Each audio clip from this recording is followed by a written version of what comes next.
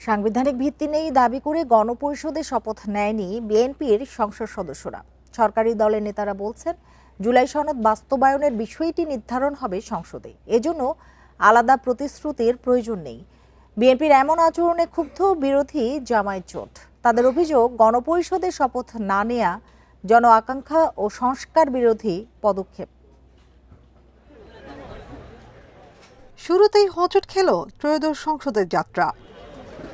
গণভোটে হ্যাঁ জয়ী হলেও সাংবিধানিক ভিত্তি না থাকায় গণপরিষদের শপথ নেয়নি বিএনপি। সংসদ সচিবালয়ের প্রস্তুতি থাকলেও শুধু এমপি হিসেবে শপথ নিয়েছেন সরকারি দল ও স্বতন্ত্র সংসদ সদস্যরা।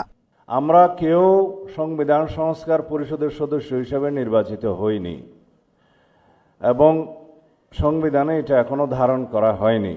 বিএনপি বলছে সিদ্ধান্তটি পূর্ব নির্ধারিত। নেতাদের দাবি, জনপ্রতিনিধি হিসেবে নির্বাচিত হয়েছেন, পরিষদের সদস্য হিসেবে নয়।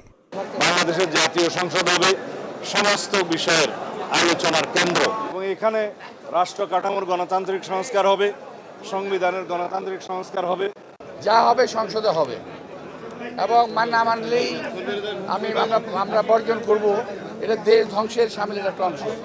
সরকারি দলের এই সিদ্ধান্তের বিরোধিতা করেছেন জামাত জোটের এমপিরা। প্রতিবাদে শপথ না নেওয়ার ঘোষণা দিলেও বেলা 12টায় ঠিকই নেন। গণপরিষদের শপথও নিয়েছেন তারা। সরকারি দল শপথ না নিয়ে তারা জুলাইকে উপেক্ষা এবং অবজ্ঞা করেছেন। এতে জন আকাঙ্ক্ষার বিপরীতে তাদের অবস্থান বলে আমরা মনে করি।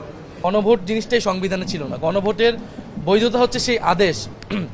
ফলে সেই আদেশ সবাই মেনেই আমরা এই নির্বাচনে এবং গণভোটে অংশ নিয়েছি। ফলে এখানে একটা আইনি এবং সাংবিধানিক সংকটও তৈরি হলো।